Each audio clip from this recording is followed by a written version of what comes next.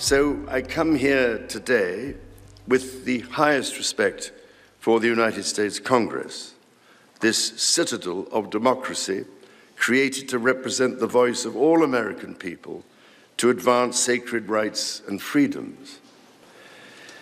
So as we look toward the next 250 years, we must also reflect on our shared responsibility to safeguard nature, our most precious and irreplaceable asset.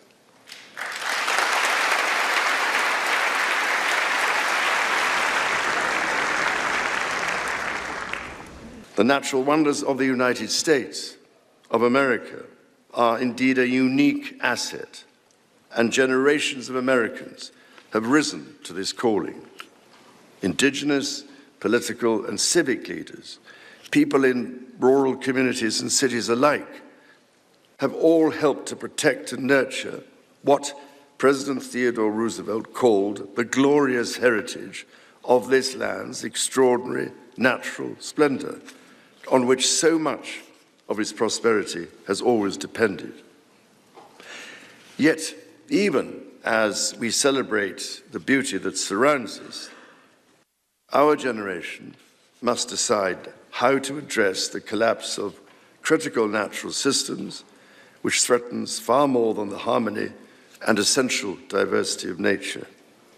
We ignore at our peril the fact that these natural systems, in other words, nature's own economy, provide the foundation for our prosperity and our national security.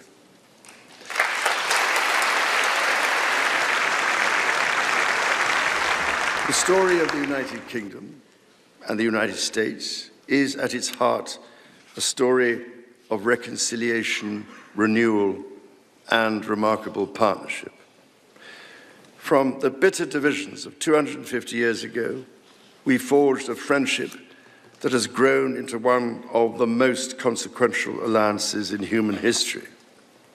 I pray with all my heart that our alliance will continue to defend our shared values with our partners in Europe and the Commonwealth and across the world. And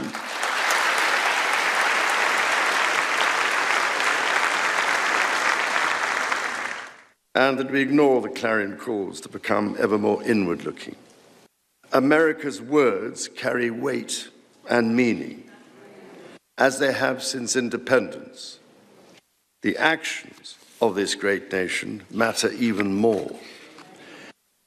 President Lincoln understood this so well with his reflection in the magisterial Gettysburg Address, that the world may little note what we say, but will never forget what we do.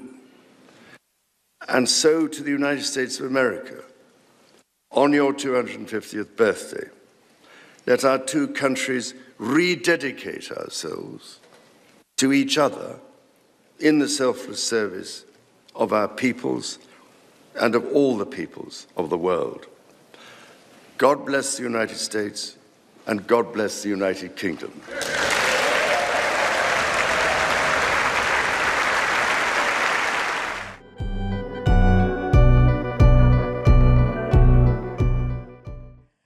Some 60 nations are gathering in the coastal city of Santa Marta in Colombia to tackle an issue which has deadlocked UN climate talks: how to exit fossil fuels. It's the first global conference of its kind, bringing together countries which want to accelerate a fossil fuel phase-out. This despite the stalemate in the UN-level COP summits. For more on this, I'm joined by our environment editor, Valerie de Kemp. Hello, Valerie. The gathering was born out of the frustration that 30 years of climate diplomacy have failed to produce any meaningful outcome on fossil fuels, which we know are the main drivers of the climate crisis. With this key question, how do we move away from oil, coal and gas. And so the summit is co-hosted by Colombia and the Netherlands, two countries that are part of a coalition of about 80 countries that want to accelerate efforts aimed at phasing out fossil fuels. This coalition is already active within the COP ecosystem, the official UN climate summit. But last year at COP 30, those countries, that coalition said, if we're not making enough progress, we're going to take discussions out of formal UN negotiations. And so essentially you have countries responding to a gridlock situation that has become a feature of climate diplomacy and COPs, and saying to the rest of the world, okay, if you're not willing to phase out fossil fuels, we will do it anyways, with or without you. Now, the world's biggest fossil fuel producers, however, didn't attend. So as a result, does that cast a question over this gathering's credibility? Well, you mentioned it. The US, China, Russia, Saudi Arabia are skipping the event. So it raises the question of, can this coalition of the willing go it alone without actually having the world's biggest polluters on board? Colombia's environment minister was asked about their absence. Let's take a listen to what she had to say. We can look at it the other way around. When the largest emitters have been present at COP negotiations, those same countries have been the ones pushing for a veto and avoiding discussions of the need to make a transition beyond fossil fuels. In other words, they're the ones slowing us down, so let's try to make progress on our own if they're actually not present. And so also referring to intense fossil fuel lobbying that we have seen in recent COPs. So as a result, can anything concrete come out of this meeting? Organizers have been very clear that this is not a COP. This is not a space for negotiations that will lead to a treaty. They actually want to avoid the same consensus building model that has led to so much gridlock at COPs. And so there's not going to be a negotiated outcome out of this summit with all countries having to agree. But there's going to be guidance for how countries can actually exit fossil fuels. There have been proposals to designate areas where oil, coal, and gas extraction are off limits. They're being called fossil-free zones.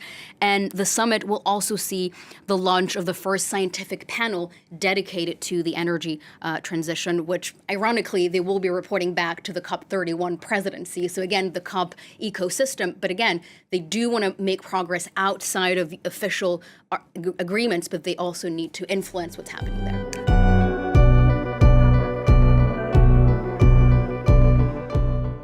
U.S. Senate candidate Graham Platner closed the Maine Democrats' convention tonight with a speech that was allowed to run twice as long as everyone else's. Platner began by praising Governor Janet Mills for her lifetime of public service. Mills suspended her Senate campaign this week, giving Platner a clear path to the nomination to face incumbent Republican Senator Susan Collins in the fall. The oyster farmer and military veteran joked that he thought being harbor master in his hometown of Sullivan would be the peak of his political career. He promised Democratic delegates and activists he would seize power for working families. We are taking back what is ours. We are taking back a party that too often has left too many behind, that too often has answered to the very same corporations and billionaires as Republicans. We are taking back our democracy from the oligarchs. The convention also heard from U.S. Senate candidate David Costello, who argued he's the best qualified candidate to challenge and defeat Senator Collins in November. Costello has spent 3 decades in public service, mostly in the Foreign Service and Maryland state government.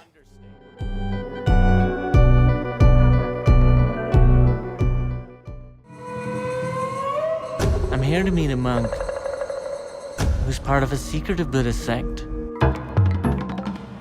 Outsiders are rarely allowed in, and it's taken me 2 years to get permission to visit. Are we supposed to follow him in?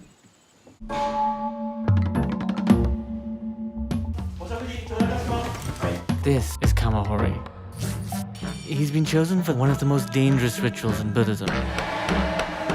As That's why I've come here, to speak with him. But there's a problem. Kamahori has taken a vow of silence. So we just sit like this. And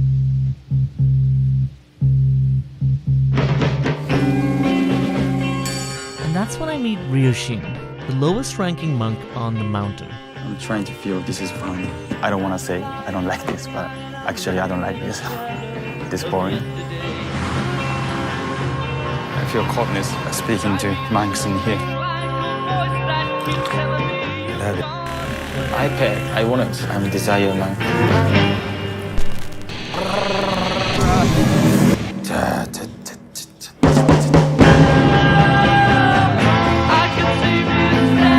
Why did you even become a monk? I wanted to help someone. He thinks I've come here to uncover the monk's secrets, but the truth is, I'm hiding one of my own. If you go to hell, I will go to hell to help you. Don't worry. Mom, I was very close to you when I was growing up. Yes, this is true. I remember you were my best friend. Blood runs in your veins is our blood. You are a part of our flesh and blood.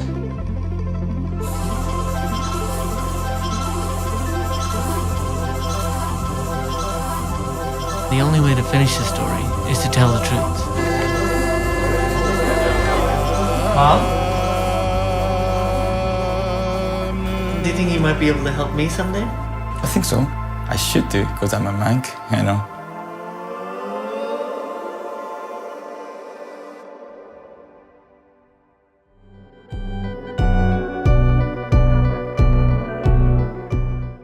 It's kind of like solving math. You gotta find ways to put things together That helps them problem solve. This one was the hardest to make, to balance.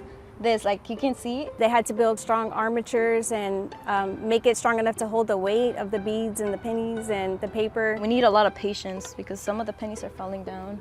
Learning how to build things and using your hands and what materials to use is important for everyday life. This is my favorite part of the day. I look forward to this class to work on this. It represents the year of the Renaissance. We got a few sculptures based on different paintings. This is the Mona Lisa. Mother Mary carrying Jesus Christ into her arms. The name of our art that we are creating is the Renaissance on Wheels.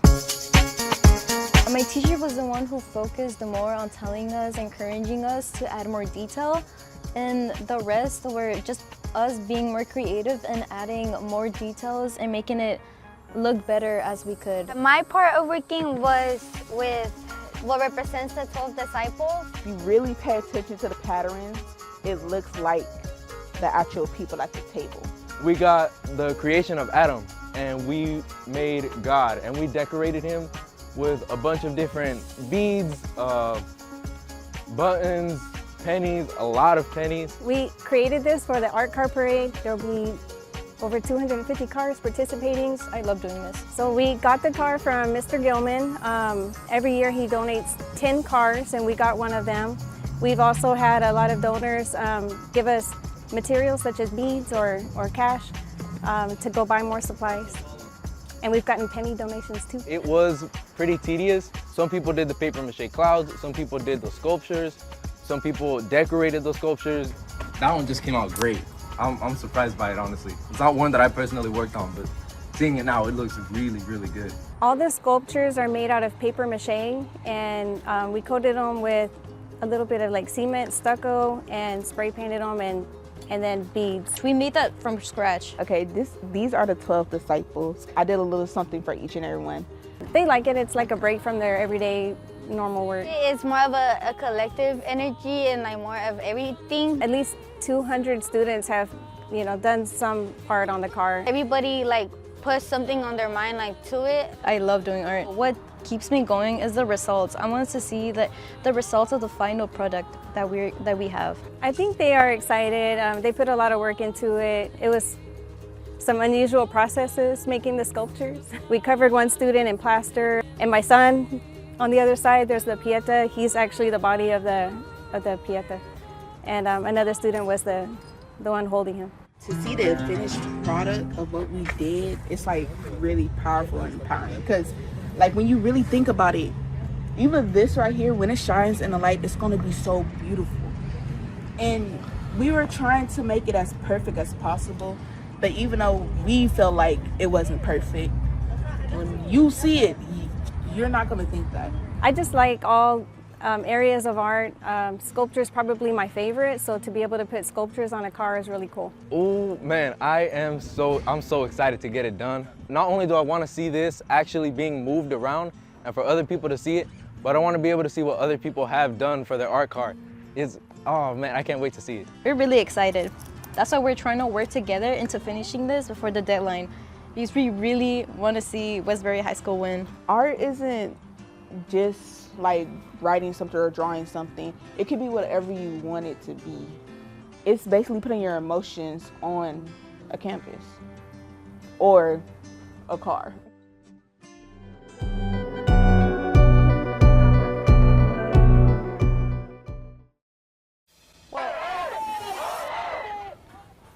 Across the country now, thousands of Americans protesting for May Day. This video on the left screen is from New York City. The video on the right is from Los Angeles. Organizers say the day is for calling lawmakers to prioritize workers and families above billionaires. They call on protesters to attend nonviolent demonstrations and abstain from making unnecessary purchases.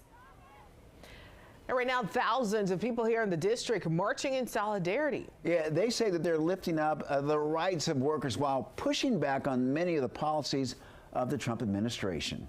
At DC News Now's Marielle Carbone is live at the Washington Monument. Marielle, that's where protesters met today. What are they calling for? Well, Mark and Annalisa, they've really focused on a lot of different issues today, from some saying that they're supporting immigrants' rights, others saying that they're pushing for D.C. statehood. Now, regardless of the specific policies they're focused on, they tell me that they're united in their resistance. Thousands of people taking to the street Friday, marching from the Washington Monument to Franklin Park. Mother's parents were deported from Paris to Auschwitz in 1942, and I owe it to my grandparents to be to these marches today. The march, part of the May Day movement, which marks International Workers' Day. More than a dozen organizations, from labor unions to social justice groups, joining together, rejecting the Trump administration's agenda. Gutted social programs, you've destroyed the government's ability to act. I think it's the total destruction of our alliances and relationships overseas. Jason is from Falls Church and says politicians have stopped caring about people. He wants that to change. Once you start getting concerned about people, you become more concerned about immigrants, you become more concerned about education, more concerned about the environment. I hope it makes a difference. For Jim Cawley, he's marching for D.C. statehood. We pay taxes. D.C. contributes more to the national tax base than about 20 states. So we should have a vote. We should have representation in Congress. He hopes the rally and visibility it brings will push others to step up. Hopefully this will mobilize some people outside of D.C. who do have the vote to support us.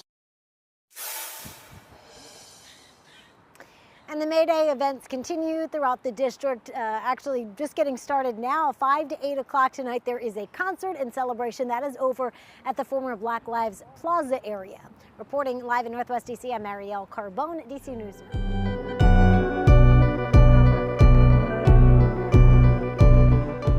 We are once again asking the question that I ask almost every night on this show: is this White House for sale? ? According to Bloomberg, the U.S. Air Force has now agreed to buy an undisclosed number of interceptor drones from a company called PowerUs. But you can guess, who just happens to be major investors behind this company? The company is backed by none other than the president's two eldest sons, Eric and Don Jr. It is the first sale of this kind of weapon by PowerUs to the U.S. military. And when pressed on the scrutiny that could come with the deal, the company's president just said this: they are not going to pick a system because of who's on the investor list. They're picking because they need it now. End quote. The company also said there are no conflicts of interest, and Trump's sons say they are merely private businessmen. Wow. I mean, there's nothing to say. I mean, it's so obvious, it's so patent, it's so they're not even trying to conceal it. But you used to cover Russia. You lived in Moscow. There's a lot to say. And the Russians were more careful about this. If you can believe it, they used to have like a protocol for when they gave a bribe. You know, you would go in and you'd put the money on the table, and you'd make a request, and then if they took the money and opened their drawer and put it in the drawer, they were accepting the bribe. But nothing was ever said about that. But the Trump administration doesn't really seem to care. They do this business with the crypto, and they do this business with the president's son having a contract with the Defense Department is just, I don't know, it's outrageous. Where would you even begin to build a foundation of a moral structure where that is okay? Now Trump didn't even have his cabinet sign the ethics guidelines, number one. Number two... And he fired all the IGs. He fired all of the inspectors general. The people who follow you. Yeah. Do they know? Are they aware? Do they care? Okay, voters can understand the corruption that happens in politics, but the problem that we run into is they think that there's corruption on all sides, which there is. Yeah. There is corruption on all sides, but for Democrats, it's like a grain of sand on the beach, if you want to point to stock trading by certain Democrats, versus the $3 billion reported that Trump has gained in crypto thus far. So the average American does understand it. The average voter does understand it, but they don't get the size, scope, and the scale of the Trump admin's pure corruption. We should be talking more about the fact that Elon Musk, the richest man in the world, was able to get executive power and gut the CFPB, the Consumer Financial Protection Bureau, which protected the average American. So we are being screwed over by the people in the highest echelons as they get richer and richer and richer, and Americans can feel that. Americans are smart. They've got an intuitive sense of it. Here's what's always problematic about corruption, because you can have corruption and still occasionally be efficient. You can have corruption and still occasionally get something done. The thing that's particularly bothersome about Trump's sons being involved in this new drone deal. Do you know the most advanced country in the world right now when it comes to drone deals? The Ukrainians. Yep. And this is the same administration that's trying to not give them money. Yep. If there was one way that you wanted to try to cut a deal, it would be, hey, Zelensky, what are you guys doing? Send a couple of scientists over there. And military officials have been clear about the fact that they have watched what's happened in Ukraine and said, that's great, we should do that. Yes, but instead, you're throwing money into your son's pockets. And that's what makes it so particularly problematic. And here's the thing. Yes, everybody sees corruption on all sides. That's part of why that message has always been difficult to get to people. Yeah. You can explain, oh my gosh, these guys are double dipping. But when everyone thinks, well, I bet you there's a Democrat that does it, or I just saw this thing about Fetterman, that's why it doesn't resonate. Unfortunately, people are still not going to see corruption as something that takes money out of their pockets unless it's a specific policy. Sheila Sher-Phyllis McCormick is now, running for re-election, but not going to be in the House because she stole millions of dollars from FEMA, right? It is happening on both sides. The problem is that it is so bald-faced in the way that the Trump administration is doing it.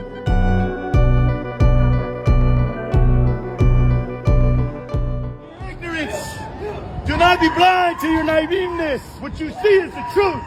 It took all of this to prove to you that we are still here. We are not going nowhere. You are watching this in direct action. Understand the circumstances of trouble. Understand the liberation of our people. Listen your mind.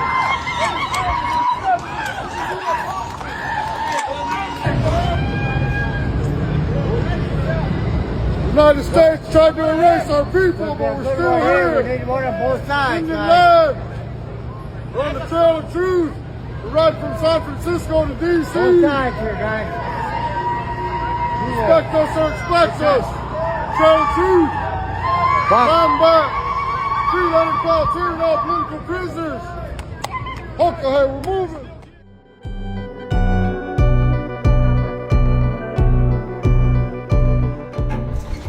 Your journalistic credentials mean jack shit. If you look in the 70s and 80s with the CIA, they used to have reporters on their payroll. They don't respect anybody. Corbell is an investigative journalist who helped obtain and release the DoD footage of UFOs. I've been holding a secret for about 11 years, and it's going to be extremely public. It's not a video of an alien. It's not a video of one crowd. It's more than that. Years ago, I went searching for the truth about UFOs. And I found it. He was the most curious kid ever. First person that I pointed a camera at was John Lear. John Lear, son of the famed aviation pioneer and the world-class pilot. The government has between 30 and 50 alien bodies. Cole called his phone, and he picked up. I want to bring, a camera, and then how open he was with me. This was not part of my game plan at all. Flying saucers, flying discs of extraterrestrial origin. The evidence is very strong. They've been here and are here. It's an Alice in Wonderland planet. Very few people will ever find the truth. But everybody is looking for the truth, and a lot of people think that they found the truth. But that's impossible. I'm like the least qualified person on planet Earth. One thing I am is I am worthy of your trust. If you really have stuff that is that sensitive that you cannot release, you're relying on your connection as a journalist. They're not going to come after you, not only you, but they're going to come after your family. If I die, this story comes out. It would represent one of the largest leaks in American history. I don't know what to do, man. Is it worth it? To who?